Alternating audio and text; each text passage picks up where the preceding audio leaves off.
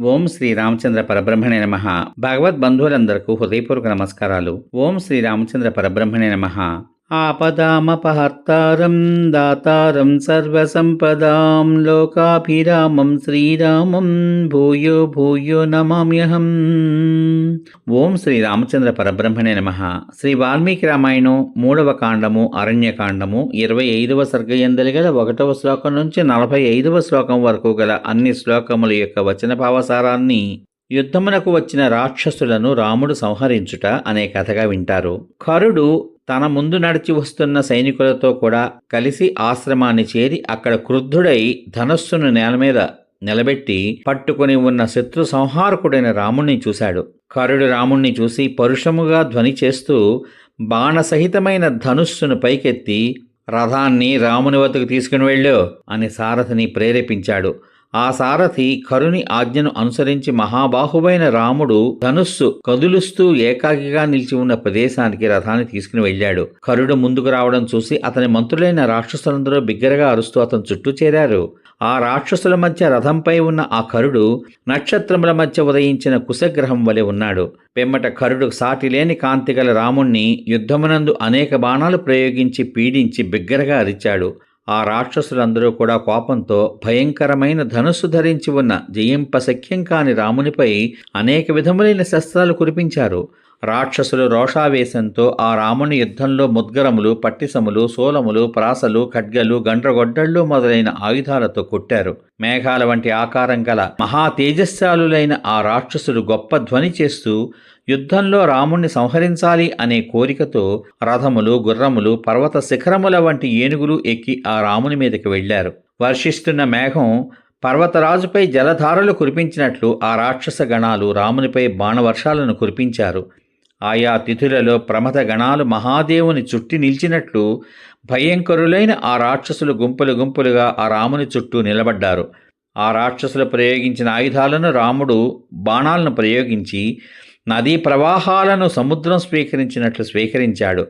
భయంకరములైన ఆ ఆయుధముల చేత శరీరానికి చాలా దెబ్బలు తగిలినా కూడా రాముడు ప్రజ్వలిస్తున్న వజ్రాలను ఎన్ని ప్రయోగించినా మహాపర్వతం చెలించనట్లు ఏమాత్రం వ్యథచెందలేదు.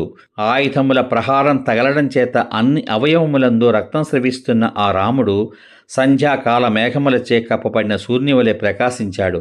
ఏకాకిగా ఉన్న రాముడు ఎన్నో వేల మంది రాక్షసులు చుట్టుముట్టడం చూసి దేవతలు, గంధర్వులు, సిద్ధులు, మహర్షులు విషాదం చెందారు. రాక్షసులు ఈ విధంగా దాడి చేయగా రాముడు చాలా కోపగించి ధనుస్సును మండలాకారంగా ఉండేటట్లు వంచి వందల కొలది, వేల కొలది వాడి అయిన బాణాలను విడిచాడు. యుద్ధంలో నివారింప శక్యం కానివి, సహించడానికి శక్యం కానివి, యమదండంతో సమానమైనవి, వంకరగా కాక తిన్నగా పోవునవి అయిన బాణాలను రాముడు అనాయాసంగా ప్రయోగించాడు. రాముడు అనాయాసంగా శత్రు సైన్యముల మీద విడిచిన బాణాలు యముడు ప్రయోగించిన పాశాల వలె రాక్షసుల ప్రాణాలను హరించాయి.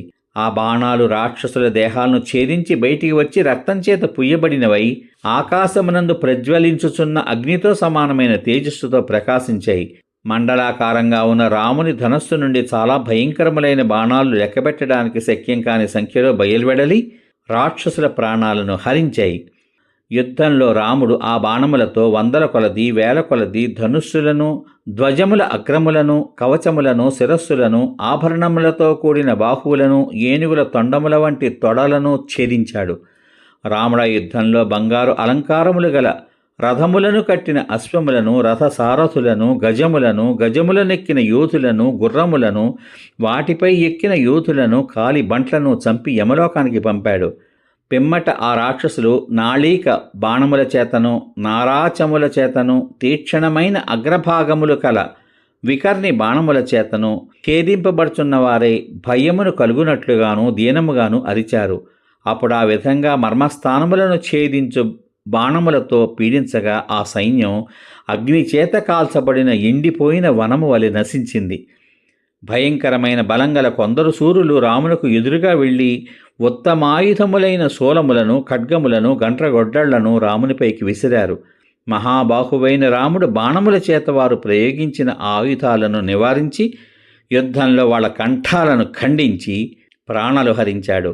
శిరస్సు తెగిపోయి కవచములు ధనుస్సులు ముక్కలైపోగా ఆ రాక్షసులు గరుత్మంతుని వేగము వలన వీచిన గాలిచే కదిల్చి వేయబడిన వృక్షం వలె నేల మీద పడిపోయారు. అక్కడ మిగిలిన రాక్షసులు బాణముల దెబ్బలను తట్టుకొనజాలక దిగులు చెంది రక్షింపమని వేడుతూ కర్ణి వద్దకు వెళ్లారు. దూషణుడు ఆ రాక్షసులనందరినీ ఓదార్చి తన వెంట పెట్టుకుని యముడు రుద్రుని మీదకు వెళ్ళినట్లు కోపంతో రాముని మీదకి వెళ్ళాడు. ఆ రాక్షసులందరూ దూషణుణ్ణి ఆశ్రయించి మద్ది చెట్లు, తాటి చెట్లు, శిలలు ఆయుధములుగా ధరించి రాముని మీదకి వెళ్ళారు. గొప్ప బలము గల ఆ రాక్షసులు హస్తములలో శూలములు, ముద్గరములు, ధనుస్సులు ధరించి బాణవర్షము, ఆయుధముల వర్షము, వృక్షముల వర్షము కురిపిస్తూ యుద్ధాన్ని చేశారు. రామునకు రాక్షసులకు మధ్య మరల మహాఘోరమైన యుద్ధం జరిగింది. వ్యాకులంగా జరిగిన ఆ యుద్ధం ఆశ్చర్యకరంగానూ రోమాంచం కలిగించేదిగాను ఉంది. ఆ రాక్షసులందరూ మహాకోపంతో మరల రాముని చుట్టుముట్టారు. మహాబలశాలి అయిన ఆ రాముడు ఆ రాక్షసులందరూ ప్రాసలను ధరించి బాణవర్షం కురిపిస్తూ దిక్కులను విదిక్కులను పూర్తిగా కప్పివేసి ఉండడం చూసి భయంకరంగా సింహనాదం చేసి మిక్కిలి ప్రకాశిస్తున్న గాంధర్వాస్త్రాన్ని ఆ రాక్షసులపై ప్రయోగించాడు. అప్పుడు మండలాకారంలో ఉన్న ధనుస్సు నుండి వేల కొలది బాణములు బయల్వెడలినాయి. ఆ విధంగా బయల్వెడలిన బాణముల చేత 10 దిక్కులు కప్పివేయబడ్డాయి. బాణముల చేత పీడితులైన ఆ రాక్షసులకు రాముడు బాణాలు పైకి తీయడం గాని, ధనుస్సు లాగడం గాని, వాటిని విడిచిపెట్టడం గాని కనబడ్డం లేదు. బాణముల వలన ఏర్పడిన చీకటి సూర్యునితో సహా ఆకాశాన్ని కప్పివేసింది.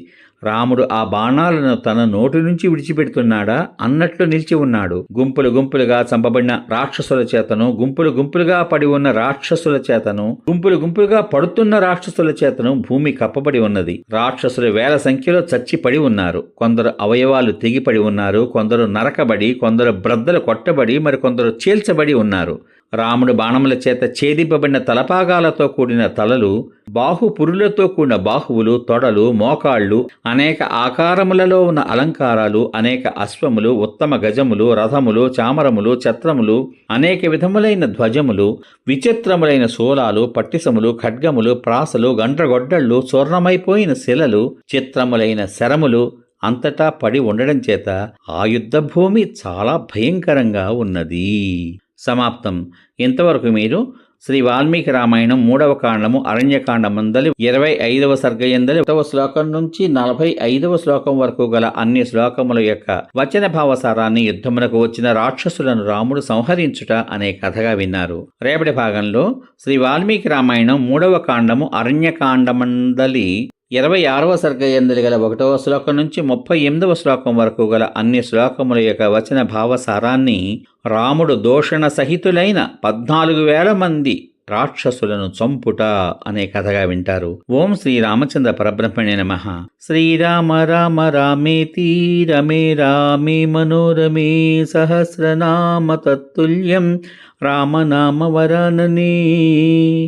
ఓం శ్రీ రామచంద్ర పరబ్రహ్మణే నమః. సర్వే జనా సుఖినో భవంతు. శుభమస్తు. స్వస్తి.